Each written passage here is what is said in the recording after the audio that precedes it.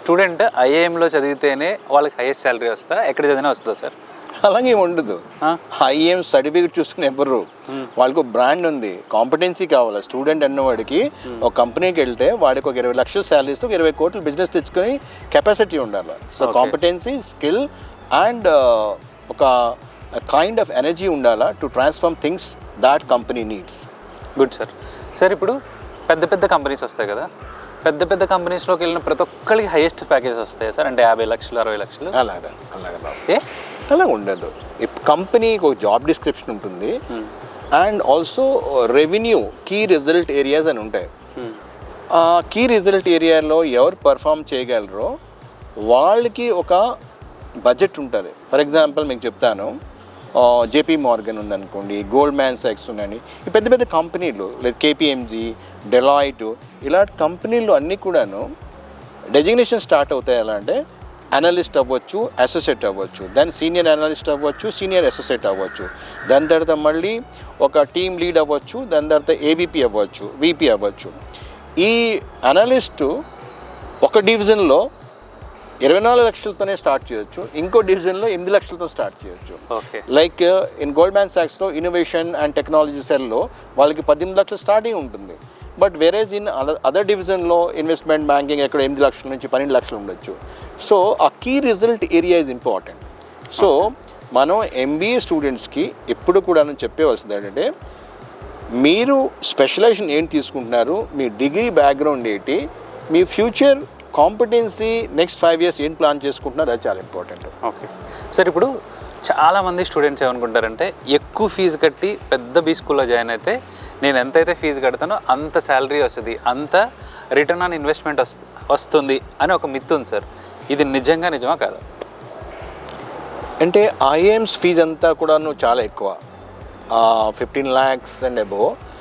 ఐఏఎంలో జాయినర్లో అనే స్టూడెంట్స్ అందరూ ఎవరైతే క్యాట్ క్వాలిఫై అవుతారో వాళ్ళు ఎంబీఏ చేసినా చేయకపోయినా వాళ్ళకి ఉద్యోగం వస్తుంది. వాళ్ళ కాంపిటెన్స్ అంత ఉంటుంది. ఐఐటీలో బీటెక్లు చేసుకున్న తర్వాత వాళ్ళ క్వాంటిటేటివ్ యాప్టిట్యూడ్ అవ్వచ్చు, లేదా ప్రాబ్లమ్ సాల్వింగ్ కెపాసిటీ అవ్వచ్చు, అదొక మెరిట్ ఉంది. బట్ వాళ్ళందరూ లీడర్షిప్ రోల్కి వెళ్తారని గ్యారంటీ కాదు. ఒక నార్మల్ సిటీ నుంచి విశాఖపట్నం ఆర్ కోయంబత్తూర్ లేకపోతే బెంగళూరు చిన్న అఫిలియేటెడ్ కాలేజ్ నుంచి స్టూడెంట్స్ ఒక ఏ స్పెషలైజేషన్ తీసుకున్నా వాళ్ళ కాంపిటెన్సీ బిల్డప్ చేసుకుంటే వాళ్ళు కూడా వాళ్ళు ఈక్వలెంట్గా అవుతారు. బట్ ఫోకస్ ఎంత ఫీజు కట్టేస్తే అంత జీతం వచ్చేస్తుంది, అది మొత్తం ట్రూత్ కాదు. 100% రాంగ్. అది హైపోథెటికల్ ఏదో చెప్తారు. అంటే మనం ₹1,00,00,000 ఫీజు కట్టేస్తే ₹1,00,00,000 సాలరీ వచ్చేస్తుందా అలా అనుకుంటారు సార్, అందుకని అడుగుతున్నా. అలాగంటే ₹1,00,00,000 లోన్ తీసుకొని 1 yearకి ₹1,00,00,000 ఇప్పుడు హార్వర్డ్కి వెళ్ళి ₹1,00,00,000 కడితే ఏదో సర్టిఫికేట్ ప్రోగ్రామ్ వచ్చేస్తుంది. ₹1,00,00,000 ఇస్తే హార్వర్డ్లో కూడా మీకు 2 months 3 months ఏదైనా ప్రోగ్రామ్ చేసుకో. 20 లక్షలు కడితే హార్వర్డ్లో 1 week ప్రోగ్రామ్ ఉంది. ఆ ప్రోగ్రామ్ సర్టిఫికేట్ తీసుకుంటే మీకు ఉద్యోగం వచ్చేస్తే రాదు. Learning is a natural. Sir ఇప్పుడు ఎంటైర్ వరల్డ్ కంప్లీట్గా ఏఐ ఆర్టిఫిషియల్ ఇంటెలిజెన్స్ అనే ఒక మ్యానియాక్లో నడుస్తుంది. ఇప్పుడు నేను ఆర్టిఫిషియల్ ఇంటెలిజెన్స్ సంబంధించిన ఒక కోర్స్ చేయడం బెటరా, ఇక్కడికి వచ్చి గ్లోబల్ ఎంబీఏ ఈ పీజీడిఎం సర్టిఫికేట్ తీసుకోవడం బెటరా సార్ నా బెటర్ కెరియర్కి? కాదు, అండర్స్టాండ్ తెస్తాను.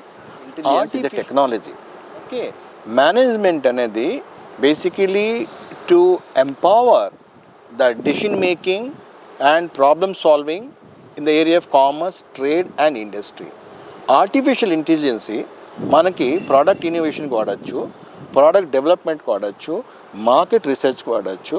That is a tool only. ఒక టైంలో మీకు తెలిసిన కంప్యూటర్ అంటే ఉద్యోగాలన్నీ పోతాయనియరు.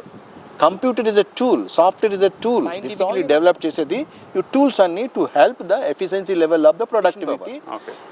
Management is a frame. మనకు ఒక ఫ్రేమ్ ప్రిన్సిపల్స్, ఒక మేనేజ్మెంట్కి ఒక ప్రిన్సిపల్స్ ఆఫ్ ఫ్రేమ్ ఉంటుంది. ఆ ప్రిన్సిపల్లో మనం పని చేయాలి. ఇప్పుడు మీరు డాక్టర్ మనం కంప్లీట్గా మన ఏంటంటే బాడీ అలాగా కంప్లీట్గా బయాలజీ తెలుస్తుంది డాక్టర్కి. బట్ ఆపరేషన్ టైంలో ఒక ఏ టూల్ తీసుకొని అనాలిసిస్ చేసుకోవచ్చు. ఓకే.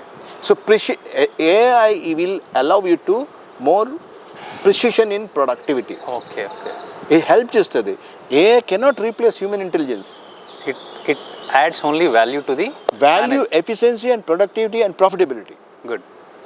సార్ ఇప్పుడు ఇది పర్సనల్ క్వశ్చన్ సార్. మీరు చాలా బీ స్కూల్స్లో వర్క్ చేశారు, ఓకే, చాలా ఆర్గనైజేషన్స్ వర్క్ చేశారు సార్. ఇక్కడ వర్క్ చేయడానికి what exactly excites you sir? Honest answer కావాలి. Oh that's great. నేను బెంగళూరు నుంచి ఇక్కడికి వచ్చాను 4 years బ్యాక్. బేసికలీ ఫైబర్ తాలూకా trustees inspiring people, all serial entrepreneurs, and they have a couple of companies which altogether creates a turnover of 2,500 crores to 3,000 crores and big. And కోయంబత్తూరులో ఒక entrepreneurship mind set ఉంది, entrepreneurship culture ఉంది, employees mind set, employer mind set. So ఇక్కడ ఒక డిఎన్ఏలో ఎలా ఉందంటే ఇక్కడ 10,000+ companies ఉన్నాయి. ఇక్కడ ప్రతి company 300 crores 400 crores turn over. మీకు చెప్తే surprising in that all automobile including spare parts, Tata అవ్వచ్చు, మారుతి అవ్వచ్చు, మహేంద్ర అవ్వచ్చు, ఆ స్పేర్ పార్ట్స్ అన్నీ ఇక్కడే తయారవుతాయి. ఓ అవునా? మెనీ సప్లై ఇంక్లూడింగ్ ఇస్రోకి సప్లై చేస్తారు ఇక్కడ, డిఆర్డీకో సప్లై చేస్తారు ఇక్కడ, స్పిన్నింగ్ మిల్స్ ఉన్నాయి.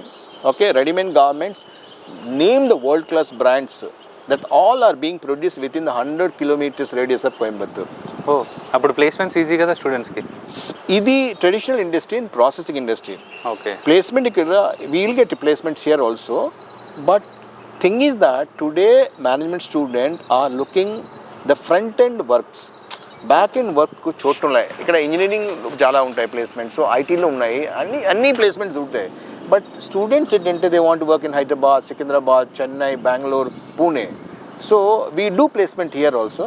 బట్ మా ఫోకస్ ఆ లీడర్షిప్ పొజిషన్స్ కానీ బెంగళూరు, చెన్నై, హైదరాబాద్, సికింద్రాబాద్, పూణే ఫోకస్ చేస్తాం. ఎందుకంటే we need to understand students what they want. Customized training, customized placement చాలా ఇంపార్టెంట్. సార్ ఇప్పుడు చాలామంది స్టూడెంట్స్ బెంగళూరు వెళ్తే లేకపోతే ఢిల్లీ వెళ్తే అక్కడ ఎంబీఏ చేయొచ్చు ప్లస్ ఎంజాయ్ చేయొచ్చు అని ఒక మైండ్ సెట్ ఉంటుంది సార్. ఇక్కడికి వస్తే ఏముంటుంది సార్ కోయంబత్తూరులో? అంటే it's very personal question to the students. స్టూడెంట్స్కి ఎప్పుడు మనం అంత వాళ్ళు వెరీ మెచ్యూర్, మనకంటే వాళ్ళకి ఎక్కువ తెలుసును. And culture and parents responsibility, ప్రతి ప్లేస్లో మెరిట్స్ ఉంటాయి, డిమెరిట్స్ ఉంటాయి. Bengaluru is the fastest growing, culturally they are very advanced. అప్పుడప్పుడు కొంచెం డిస్ట్రక్షన్ ఉంటాయి, but that's not major. But when you work in a research environment మీకు డిస్ట్రక్షన్ తక్కువ. అండ్ ఈ 2 yearsలో any student should not get into any distractions. Hyderabad అవ్వచ్చు, చెన్నై అవ్వచ్చు, మెట్రోలో ఒక మెట్రో కల్చర్ ఉంటుంది. అండ్ స్టూడెంట్స్కి ఒక అడ్వైజ్ ఏంటంటే చాలా తక్కువ మంది పిహెచ్డీ చేస్తారు, లేకపోతే అడ్వాన్స్ ఇంకా ఎంబీఏ తర్వాత ఇంకెక్కడైనా చదవడానికి వెళ్తారు. ఈ 2 years కూడాను నైట్ 24 hours 18 hours మనం లెర్నింగ్ ఉంచే ప్రొవిజన్స్ పెట్టుకుంటే మంచిది. ప్లస్ సెల్ఫ్ ఎక్స్ప్లోరేషన్, అంటే మన కెపాసిటీ ఏంటి, మన కెపాబిలిటీస్ ఏంటి, మన స్కిల్ సెట్ ఎంతవరకు మనం పైకి రావచ్చు, అది టెస్ట్ చేసుకోవడం మంచిది. ఎందుకంటే ఈ అవకాశం ఏ కంపెనీ మనకి ఇవ్వదు. ఇక్కడ మిస్టేక్స్ చేయొచ్చు, లెర్నింగ్ మిస్టేక్స్ అంటాం. Learning mistakes are very important, so that's in life. But కంపెనీలో ఒకసారి జాయిన్ అయిన తర్వాత మిస్టేక్స్ చేస్తే మీరు ఫైర్ అయిపోతారు. 1, 2 times, 3rd time ఫైర్ అవుతారు. So you better focus on this 2 precious years, golden years of life. ఈ 2 yearsలో చాలా కష్టపడి, ఇంకోటి చెప్తాను మీకు, కష్టపడమే ఇంపార్టెంట్ కాదు. ఈరోజు హార్డ్ వర్క్ కావాలి, స్మార్ట్ వర్క్ కావాలి, టీమ్ వర్క్ అండ్ నెట్వర్క్ కావాలి. ఇవన్నీ ఉంచి మీరు చెప్పినట్టుగా ఏఐ, టెక్ వర్క్ మనకు కావాలి. ఈ అన్నీ కలిపితే కాంబినేషన్ ఆఫ్ సక్సెస్ మనకు కనిపిస్తుంది. దీంట్లో ఏది మిస్ అయినా కూడాను సక్సెస్ రాదు. సో మనం trend, technology is very important మీరు అన్నట్టుగా.